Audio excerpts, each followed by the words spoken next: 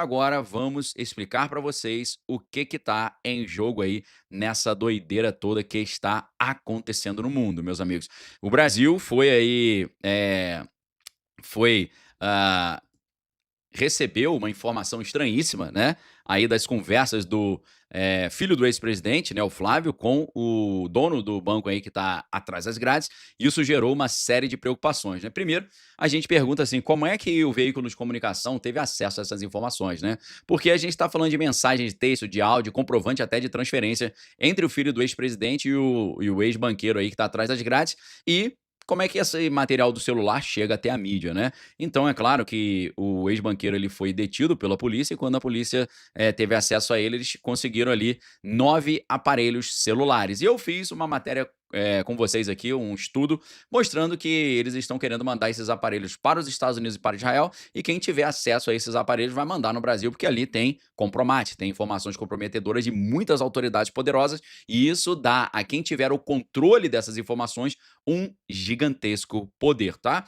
No início, o filho do ex-presidente disse que não tinha qualquer ligação, mas depois admitiu que conversou com o ex-banqueiro, mas disse que era só um patrocínio normal sobre o filme relacionado à vida lá do pai dele, né? Afirmou que não fez nada de errado, mas isso teve um grande impacto ali na mídia e também nas análises ali de quem tá melhor cotado para esse tipo de disputa que a gente vai ter no final do ano. A gente teve uma reação do mercado incisiva, né? Porque esse áudio ali gerou uma reação forte. Imagina ali que você está planejando uma grande viagem, de repente surge uma notícia ruim que faz o preço da passagem disparar. Foi mais ou menos isso que aconteceu no mercado financeiro brasileiro nessa quarta-feira, ontem, dia 13 de maio, depois que vazou o áudio do senador filho do ex-presidente cobrando ali valores do ex-banqueiro que está detido, né? Esse áudio mostra ali ali solicitações de valores para o filme, né? Agora, como o mercado reagiu? Mercado financeiro, a gente está, né? O mercado financeiro envolve bancos, investidores, corretoras lá da Faria Lima. Não gosta de surpresas ruins, né? Especialmente quando envolvem política e risco de instabilidade. Ou seja, o mercado tem uma gigantesca aversão a risco. A reação foi imediata, o dólar disparou, subiu mais de 2,3% num único dia, voltando a passar R$ 5, né? Que a gente teve nada mais, nada menos que a maior alta do ano. E, também tivemos ali uma bolsa caindo fortemente, né, com o enfraquecimento do real, a bolsa também, o principal índice da bolsa da B3, que é o Ibovespa, despencou cerca de 1,8%, fechando o dia com perdas expressivas. Os investidores fizeram o quê? Investidores venderam ações e dólares brasileiros porque aumentou a incerteza política para as disputas de 2026. Agora, por que que o mercado se importa tanto com isso aqui, para você entender essas oscilações? Muitos investidores da Faria Lima viam o Flávio ali como uma opção amigável para o mercado caso o atual presidente não se reelegesse. E ele representaria ali uma continuidade, uma agenda mais liberal, com menos gastos públicos e mais ajustes fiscais, que é o que o mercado está querendo muito: gastar menos, economizar, né, e ganhar mais. O áudio faz parecer que há uma ligação mais próxima ali do filho do presidente, né, com o ex-banqueiro. Isso gerou no mercado financeiro um medo de que, se ele vier a ser o próximo líder, pode haver outros escândalos, mais instabilidade, mais dificuldade para aprovar reformas econômicas. Resultado: o mercado passou a achar a chance de vitória do filho do ex-presidente, interpretando que ela diminuiu. Em plataformas ali como Polymarket, as chances caíram vários pontos em poucas horas, e a gente sabe que essas plataformas também são bem complicadas, tá? Agora, o que que isso significa na prática para o brasileiro? Você fala que isso não tem nada a ver contigo, mas o seu bolso sente na hora, porque um dólar mais caro, que é exatamente o que aconteceu, deixa tudo muito mais caro. O celular fica mais caro, o carro, remédio, combustível, fica tudo mais caro. E isso traz um perigo de que a inflação possa subir. Com relação a investimentos, quem tem ações viu o valor cair. Quem guarda em dólar ou fundos cambiais, aí por outro lado ganhou, né? Para as disputas de 2026, isso fortalece a narrativa de que existiria um favoritismo para o atual governo permanecer no poder, só que no mercado cresce ali uma torcida por nomes ali de uma terceira via, né? Como é o caso do governador de Minas Gerais, o atual governador do estado de São Paulo, que são vistos ali pelo mercado como mais técnicos e menos polêmicos, né? E a gente sabe também que a incerteza gera o quê? Gera cautela, porque os investidores estrangeiros podem adiar apostas no Brasil até esperar essa poeira baixar. Isso afeta o crescimento, afeta o emprego, afeta também o salário no futuro, tá? Então o mercado não está julgando se o filho do ex-presidente fez algo legal ou ilegal. Quem vai julgar isso é a justiça. O mercado meramente reage ao risco. Então esse áudio, ligando o filho do ex-presidente a esse banqueiro, aumenta o medo de bagunça política, por isso o dólar e a bolsa se mexeram tanto, tá? Isso não decide uma disputa, ao contrário de que muita gente está dizendo, faltam muitos meses ainda e muita coisa pode mudar, mas isso mostra como o mundo dos investimentos olha para a política, tá? Eles olham ali para a política com a calculadora na mão, priorizando estabilidade e previsibilidade.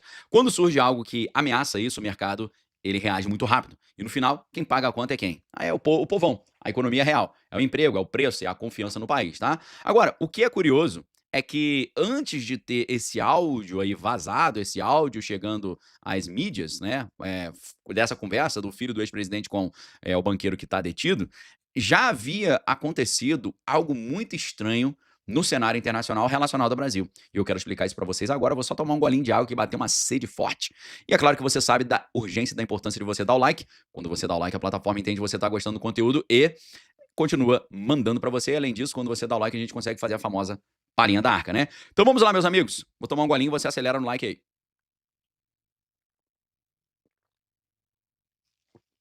Eu não sei se você viu, meus amigos, mas antes desse áudio gerar essa confusão toda aí no Brasil, a maior gestora do mundo emitiu uma opinião misteriosa dizendo que o atual presidente brasileiro deve se reeleger, tem probabilidade alta de se reeleger em 2026 e nem citou o principal nome da oposição. Meus amigos, deixa eu explicar isso que aconteceu para vocês. Imagine ali uma empresa que cuida de nada mais nada menos do que 14 trilhões de dólares, quase 80 vezes o PIB do Brasil. Você tem noção disso? Uma empresa que cuida de um volume de dinheiro que é 80 vezes toda a soma de riquezas produzidas no Brasil.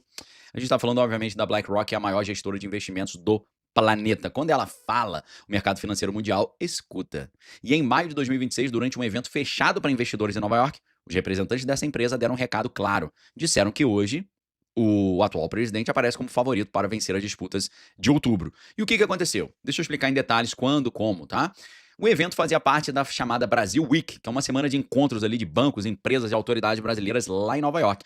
A BlackRock ela abriu a programação e o analista Aitor Jauregui, que é espanhol e é responsável pela América Latina da gestora BlackRock, afirmou que o atual presidente brasileiro tem um modesto favoritismo para 2026. É claro que ele não falou isso por uma simpatia política, mas por números frios da economia, crescimento moderado, entrada de dinheiro estrangeiro, contas externas equilibradas e estabilidade.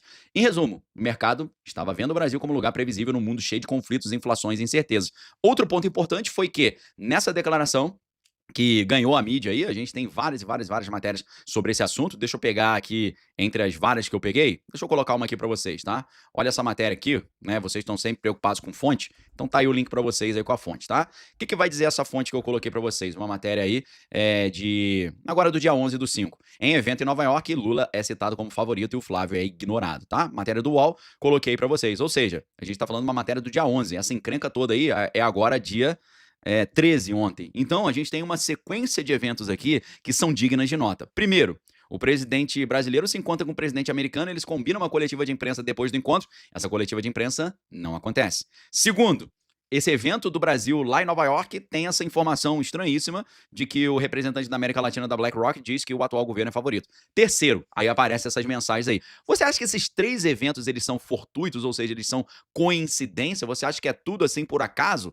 Ou será que tem algo aí nessa concomitância? Será que tem alguma coisa a mais por trás nessa concomitância toda? Eu creio que há, eu creio que não seja tudo isso por acaso, lembrando que os 9 celulares desse ex-banqueiro que está detido estão sendo enviados para os Estados Unidos e para Israel para eles tentarem encontrar e recuperar as mensagens apagadas, ou seja, eles estão dando de mão beijada para os Estados Unidos e para Israel o acesso a informações que podem definir o futuro do Brasil. Eu já falei isso para vocês antes e eu já estava dizendo para vocês que essas informações chegariam às mãos de pessoas poderosas e essas pessoas poderosas poderiam utilizar essas informações para influenciar o destino do Brasil, tá? Então, no dia 11, o poderoso representante da América Latina da BlackRock fala isso. Aí no dia 13 saem essas informações. E antes disso tudo, o presidente brasileiro já tinha encontrado o presidente americano, disseram que foi tudo bem, mas a gente viu que a coletiva de imprensa que aconteceria depois não aconteceu. Então, meus queridos, tem algo estranho sendo gestado aí nos bastidores, tá?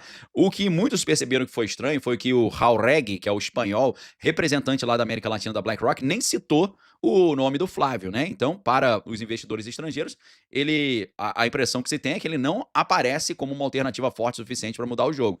A gente vai mostrar para vocês mais tarde que tem controvérsias isso aí, tá? Agora, o momento que mais chamou atenção foi quando o Larry Fink, que é o todo-poderoso CEO da BlackRock, que tá lá na China junto com o presidente Donald Trump, e você sabe, os apoiadores do presidente Donald sempre acharam que o Donald era inimigo da BlackRock, inimigo do Deep State, inimigo do pântano, né, do governo oculto. Os caras são chapa, meu irmão, são amigaços, tá? Amigaços ambos também do Fórum Econômico Mundial, inclusive Larry Fink agora é um dos CEOs do Fórum Econômico Mundial, substituindo o Klaus Schwab, tá bom? Quem conhece a Arca sabe quem são esses caras e o que eles pensam e os planos estranhos que está por trás. É só você lembrar de livros que eu sempre cito aqui, que é o Capitalismo Stakeholder, do Klaus Schwab, Quarta Revolução Industrial e o Convite 19, o Grande Reset. Quem não leu não sabe o que está acontecendo no mundo. Foi muito estranho quando o Larry Fink, ele disse algo surpreendente. Ele falou, nós temos inveja do Pix, deveríamos ter um Pix nos Estados Unidos.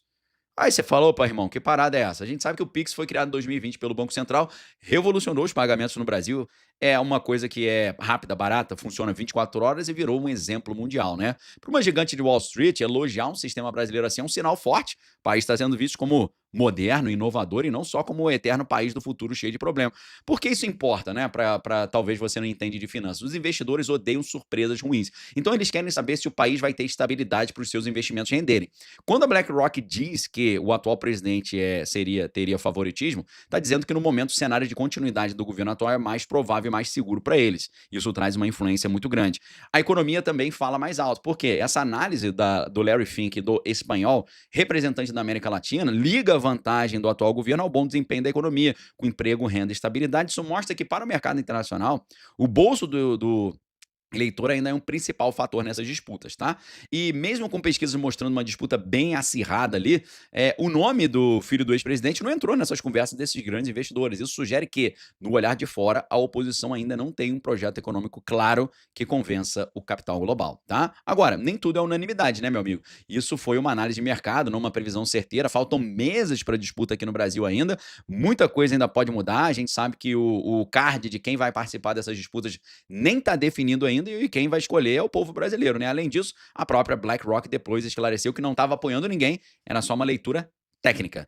A mídia tradicional chegou a minimizar ali a declaração sobre a atual gestão, que gerou críticas ali de parte da imprensa brasileira, evitar dar visibilidade a esse tipo de avaliação quando não favorece a narrativa de crise. Foi estranho porque essa notícia de que a BlackRock teria dito sobre um favoritismo do atual governo não ganhou tanta repercussão, mas aqui no canal da Lopes você sempre vê o outro lado da informação que não está sendo falado, as coisas antes delas acontecerem, e eu sempre aqui te ajudando a se preparar, tá? Então, meus amigos, o que a gente tem nesse cenário? A maior empresa de investimento do mundo está olhando para o Brasil e vendo, no momento, um país com estabilidade relativa, inovação, com o caso do Pix, né, e um presidente que, segundo os números, tem boa chance de continuar, na opinião do Larry Fink e do espanhol representante da América Latina da BlackRock. Ou seja, eles não estão apaixonados pelo Brasil, eles estão meramente fazendo um cálculo de risco e oportunidade. E hoje o cenário, mostrando o atual presidente à frente, parece mais provável do que uma grande virada da oposição nos olhares da BlackRock, principalmente depois do que aconteceu aí dessas conversas vazadas, né? Isso não decide o que vai acontecer, mas mostra como o mundo financeiro está lendo o jogo político brasileiro com os olhos ali no bolso, né, na previsibilidade e nos números da economia. Para o leitor comum, o recado é claro, meus amigos, a economia e o dia a dia das pessoas continua sendo o terreno principal dessa disputa, tá? Agora, é claro que a gente não pode esquecer do título que eu coloquei na nossa conversa de hoje. O que eu disse para vocês? Eu disse para vocês que a CIA tá no controle de tudo. Sabe por quê? Meus amigos, eu queria mostrar para vocês aqui agora, rapidamente, uma lista das principais autoridades americanas que, em 2021 e 2022, vieram ao Brasil para alertar o governo brasileiro daquela época a respeitar o processo e não contestar os resultados, tá? Primeiro, a gente teve ali a presença de William Burns, o próprio diretor da CIA, a grande agência de inteligência dos Estados Unidos. Em julho de 2021, mais de um ano antes das disputas que aconteceriam no Brasil em 2022, ele chefiou uma delegação que se reuniu em Brasília a portas fechadas com assessores próximos do presidente daquela época, o ex-presidente. E ele disse claramente que o presidente deveria parar de duvidar do nosso sistema e confiar no processo, né? E foi um alerta mais cedo e de altíssimo nível. Isso é muito importante a gente lembrar, porque a CIA é uma das principais agências, das agências mais poderosas do planeta, e essa visita ali, meus amigos, foi vista ali como um recado forte. Tipo assim, fica na linha, não siga o caminho do presidente Donald, que ficou contestando o que aconteceu. Depois, meus amigos, diretor da CIA vir ao Brasil. Em agosto de 2021, quem veio foi o Jake Sullivan, o conselheiro de segurança nacional dos Estados Unidos, braço direito na época do Biden para assuntos de segurança. O que ele fez? Visitou também o Brasil e reforçou o mesmo recado que os Estados Unidos confiavam no sistema brasileiro. Era importante não criar dúvidas sobre o processo. Se reuniu com autoridades do governo naquela época. Foi como dizer, a gente está de olho, hein? Não faça bobagem.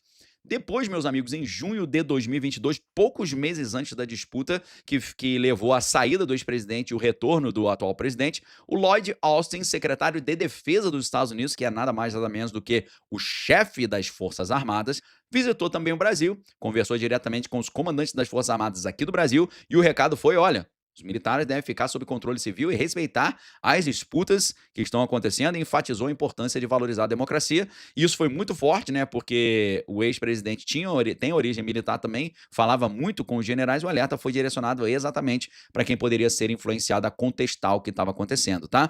O próprio presidente Joe Biden, ele se encontrou com o Bolsonaro na Cúpula das Américas em junho de 2022 e reforçou a necessidade mandou ele dar uma acalmada. E a autoridade do Departamento de Estado, como a própria embaixadora Victoria Nuland, aquela que estava muito diretamente envolvida no destino de Kiev, também visitou o país e deu declarações públicas dando recadinho para o governo daquela época ficar quietinho e não arrumar problema.